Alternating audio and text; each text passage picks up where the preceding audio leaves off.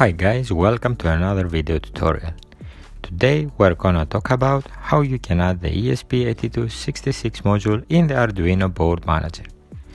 Open Arduino IDE, go to File menu and select Preferences. Once you do that, go to Additional Boards Manager URL text box and enter the URL you see on your screen. When you do that, click OK. Now go ahead and open Boards Manager.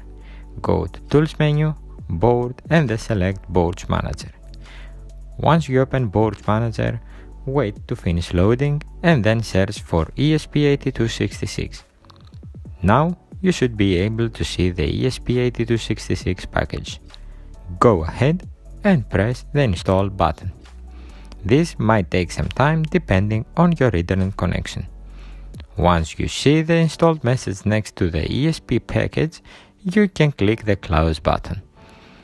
Now open the Tools menu and under Board you should now see the ESP8266 modules.